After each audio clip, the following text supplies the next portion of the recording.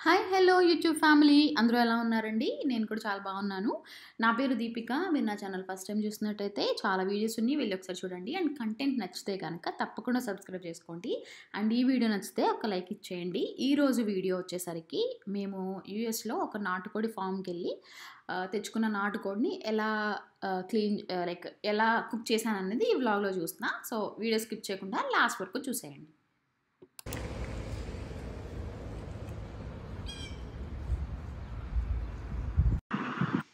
మాకు టెక్సాస్‌లో ఇలా ఒక ఫార్మ్ ఉంది. నాటుకోడి ఫార్ము. సో, అక్కడికెళ్ళి మేము ఒక కోడిని సెలెక్ట్ చేసుకున్నాం. సేమ్ లైక్ మనం ఇండియాలో ఎలా ఎళ్లి ఫార్మ్‌కెళ్ళి తెచ్చుకుంటామో ఇక్కడ కూడా అంతే పౌల్ట్రీ ఫార్ము. న్యాచురల్‌గా, ఆర్గానిక్‌గా పెంచుతారు. ఒక కంట్రీ చికెన్ అనమాట ఇది. అండ్ దీనిలో కూడా డిఫరెంట్ వెరైటీస్ ఆఫ్ చికెన్స్ ఉన్నాయి. సో, మేము సెలెక్ట్ చేసుకున్న కోడొచ్చేసి మాకు 7 ఎల్‌బీస్ పడింది. కట్ అండ్ క్లీన్ చేయకముందు. చేసిన తర్వాత మేబీ తగ్గొచ్చు. మాకు ప్రైస్ వచ్చేసరికి $26 పడింది. అంటే ఇండియన్ కరెన్సీలో 2000 చేంజ్. మనకి ఇండియాలో కూడా నాటుకోడి అనేసరికి కొంచెం ఇంచుమించు ఇదే ప్రైస్‌లో దొరుకుతుంది గదా! అండ్ ప్రైస్ కూడా ఓకే అనిపించింది. అండ్ ఇంకొకటేంటంటే దీనికి స్టీరాయిడ్స్ కానీ, ఇంజెక్షన్ గానీ, యాంటీబయాటిక్స్ ఏమీ లేకుండా రైజ్ చేస్తున్నారంట. సో, కొంచెం హెల్తీ కూడా గదా అని చెప్పేసి మేము ఈ ఆప్షన్ ఒకసారి ట్రై చేద్దాం ఎలా ఉంటుందో అని ట్రై చేసాము. ఇంకొక బెస్ట్ ఆప్షన్ ఏంటంటే ఇక్కడే కట్ అండ్ క్లీన్ కూడా చేసేసిస్తారు. మేము మళ్ళీ దాన్ని ఇంటికి తెచ్చుకొని ఇంకా చిన్న పీసెస్‌గా కట్ చేసుకున్నాం. భార్గవ్ కట్ చేశాడు. బికాజ్ వాళ్ళకి మేము చిన్న పీసెస్ మీడియం టు లో లైక్ చిన్నగా కట్ చేయమని చెప్పినా కూడా వాళ్ళు పెద్దగా కట్ చేశారు. సో, ఇంకొంచెం చిన్నగా కట్ చేసుకుంటే ginger and garlic paste masala బాగా పడుతుంది కదా అని చిన్నగా కట్ చేసి జింజర్, గార్లిక్ పేస్ట్, కొంచెం ఉప్పు, కారం ఇవన్నీ వేసి మ్యారినేట్ చేసేసి ఫ్రిడ్జ్‌లో పెట్టేసాను. వచ్చిన వెంటనే ఇలా క్లీన్ చేసుకొని ఫ్రిడ్జ్‌లో పెట్టేసుకొని ఈవినింగ్‌కి కదా మేము కుక్ చేసుకుంటాం. సో, అప్పటికి మంచిగా మ్యారినేట్ అవుతుందని చెప్పి ఇలా పెట్టేసాను. అండ్ ఇప్పుడు మసాలా ప్రిపేర్ చేసుకుందాం. సో, ఏంటంటే నేనెప్పుడు పౌడర్ మసాలా అసలు యూజ్ చేయను. ఇంట్లోనే మసాలా రెడీగా ఉంటుంది గరం మసాలా. కొన్నిసార్లు గరం మసాలా ఏస్తాను. లేదంటే కొన్నిసార్లు నేనే నా ఓన్‌గా మసాలా ప్రిపేర్ చేసుకుంటాను. ఇక్కడ ఒక చిన్న బాండీ పెట్టుకొని స్టవ్ మీద అది హీట్ అయిన తర్వాత దాల్చిన చెక్క, యాలుక్కాయలు, లవంగాలు ఇవన్నీ వేశాను. వేసి కొంచెం ఫ్రై అయిన తర్వాత దాంట్లోనే కొంచెం గసగసాలు, ఒక టేబుల్ స్పూన్ గసగసాలు, జీలకర్ర అండ్ లాస్ట్‌లో ఎండు కొబ్బరి ఇవన్నీ వేసుకొని కొంచెం ఫ్రై అయిన తర్వాత పక్కకు తీసేసుకున్నాను. ఎండు కొబ్బరి ఫ్రై అవ్వక్కర్లేదు. లైక్ ఫ్రోజన్ కొబ్బరి ఉంది నా దగ్గర. మీ దగ్గర డ్రై కోకోనట్ పౌడర్ ఉంటే అది కూడా యాడ్ చేయొచ్చు. కొబ్బరి, గసగసాలు వేస్తాం కాబట్టి కూరకి ఒక మంచి టెక్స్చర్ వస్తది. దాంతో పాటు మంచి కమ్మదనం కూడా వస్తది. కొబ్బరి అయితే ఫ్రై అవ్వక్కర్లేదు. లాస్ట్‌లో జస్ట్ అలా డ్రాప్ చేస్తే సరిపోతుంది. సో, చూడండి లెగ్ పీసెస్ ఇలా సేమ్ లెగ్ పీస్ ఎలా ఉందో మిగిలిన పీసెస్ కూడా అలానే ఉన్నాయి. బట్ అంత పెద్ద పెద్ద పీసెస్ తినలేం కదా!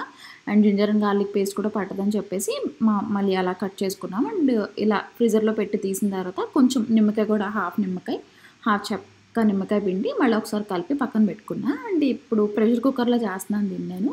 సో, ప్రెషర్ కుక్కర్‌లో కొంచెం ఆయిల్ యాడ్ చేసుకొని ఉల్లిపాయలు, కొంచెం కరివేపాకు ఇవన్నీ వేసి కొంచెం ఆయిల్ తక్కువే ఏస్తాను నేను. అసలైతే యూజువల్‌గా నాన్ వెజ్‌లోకి కొంచెం ఆయిల్ ఎక్కువ వేసుకుంటే బావుంటదంటారు కదా! సో, మేము తెచ్చుకున్న కోడి ఏంటంటే కొంచెం ఫ్యాట్‌గా ఉంది. సో, ఎలాగో దానిలోంచి ఫ్యాట్ వస్తది కదా అని కొంచెం ఆయిలే వేసి ఆనియన్స్, చిల్లీస్ ఫ్రై అయిన తర్వాత ఈ మ్యారినేటెడ్ చికెన్ ఉంది కదా! అది కూడా ఏసుకొని ఒకసారి కలిపాను. కలిపి కొంచెం మగ్గబెట్టాను పైన లిడ్ పెట్టేసి. అండ్ ఈలోపు అది మగ్గేలోపు ఏదైతే ఫ్రై చేసుకున్నామో మనం ఆ మసాలాని నేనిలా గ్రైండ్ చేసుకుంటున్నాను. లైక్ దంపుకుంటున్నాను. సో, గ్రౌండ్ చేసుకొని పక్కన పెట్టుకొని అండ్ ఈలోపు ఇది కొంచెం బాయిల్ అయింది కదా! సో, వాటర్ కూడా వస్తా ఉంది అప్పుడప్పుడే. సో, దానిలోనే ఒక టేబుల్ స్పూన్ ఆఫ్ కారం యాడ్ చేసుకున్నాను. కారం యాడ్ చేసుకొని ఆల్రెడీ మ్యారినేషన్‌లో జింజర్ గార్లిక్ పేస్ట్ ఏసాను కాబట్టి ఇప్పుడు ఇంకొక tablespoon of ginger garlic paste ఏస్తున్నా. ఆనియన్స్ ఫ్రై అవుతాయి కదా! సో, ఆనియన్స్ ఫ్రై అయినప్పుడైనా వేసుకోవచ్చు. బట్ నేనప్పుడు మర్చిపోయాను వేయడం. సో, అందుకని ఇప్పుడు ఈ స్టేజ్‌లో ఏస్తున్నాను. చికెన్ కొంచెం మగ్గిన తర్వాత వేసుకొని ఒకసారి కలుపుకొని దానిలోనే ఒక 1 ½ కప్ ఆఫ్ వాటర్ యాడ్ చేసుకొని సాల్ట్లు అన్నీ సరిపోయినాయో లేదో చెక్ చేసుకున్నా. కారం, సాల్ట్ అన్నీ సరిపోయిందో లేదో చెక్ చేసుకొని సాల్ట్ ఇంకొంచెం పడతదనిపించింది నాకు. సో, ఆల్రెడీ మ్యారినేషన్‌లో పట్టించేసాం కాబట్టి ఇప్పుడు ఓన్లీ గ్రేవీకి సరిపడా వేసుకోవాలి. నేను టేస్ట్ చూస్తే ఇంకొంచెం సాల్ట్ పడతది అనిపించింది. సో, అందుకని చెప్పి నేను ఒక table spoon, 1 ½ table spoon of salt add చేసుకొని ప్రెషర్ కుక్ చేసుకున్నా. సో, మేము తెచ్చుకున్న చికెన్ అప్పటికే కొంచెం సేపు మగ్గించాం కాబట్టి స్టవ్ మీద ఒక 2-3 విజిల్స్ పెట్టానంతే. సో, 3 విజిల్స్‌కే 2 విజిల్స్ అయినా సరిపోతదేమో. 3 విజిల్స్ ఏయించాను. ఇంకా పర్ఫెక్ట్‌గా చూసుకోక్కర్లేదు చికెను అంత బాగా ఉడికింది.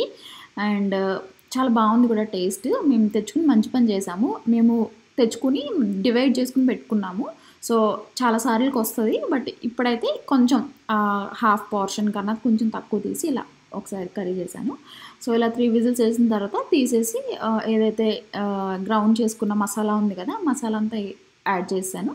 సో, మసాలా యాడ్ చేయగానే కుక్ అవుతుంది కదా! ఇంక ఇల్లంతా మంచి స్మెల్, మంచి అరోమా వస్తుందనమాట.